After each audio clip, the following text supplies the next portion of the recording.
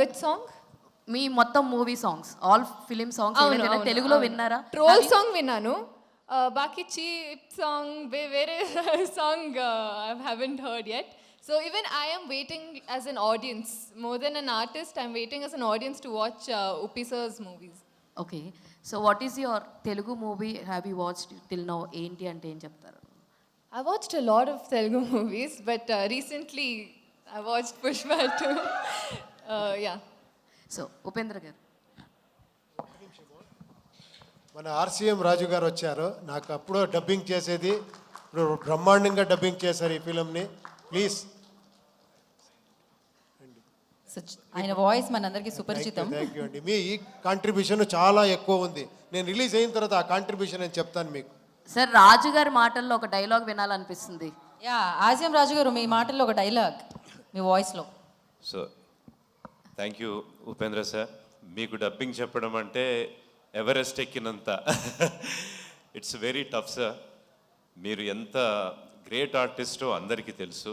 మీకు voice match చేయడం అనేటటువంటిది it is very tough job to any artist.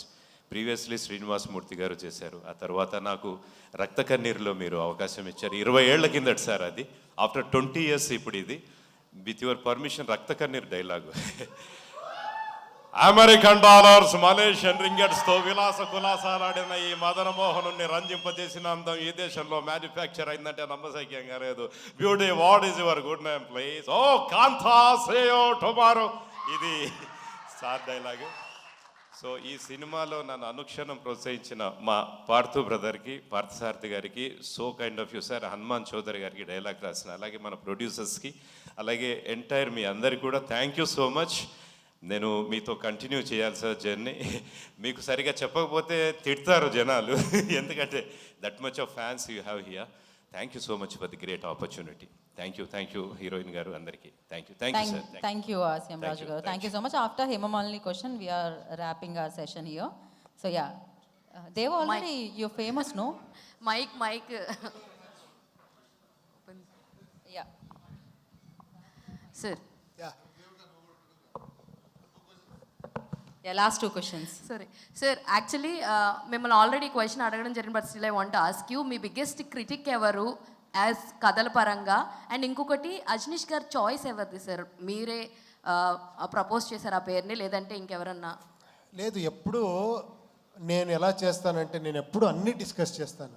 ఏమంటే నేను ఎప్పుడో ఒక ఇది వీడు కావాలి, అది అవ్వాలి, అది నేను చాలా ఇంపార్టెంట్ది డిక్టేట్ చేస్తాను. ఇది డెఫినెట్గా కావాలి అని. కొన్ని మ్యాటర్స్ ప్రొడ్యూసర్తో డిస్కస్ చేసి, మన టీంతో డిస్కస్ చేసి, అందరూ డిస్కస్ చేసినే చేస్తాను. యా.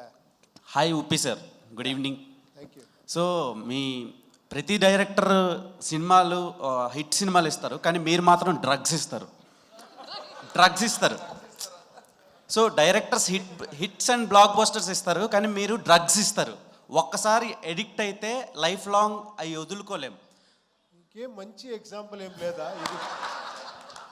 సో అంటే డ్రగ్స్ అంటే నాట్ ఓన్లీ నార్కోటిక్ డ్రగ్స్, ఈ కొంచెం అందరం యూజ్ చేసే డ్రగ్స్ కూడా, అంటే ఇప్పుడు లైక్ మెడిసిన్స్ యూజ్ చేస్తాం కదా, అలా కూడా అనుకోవచ్చు.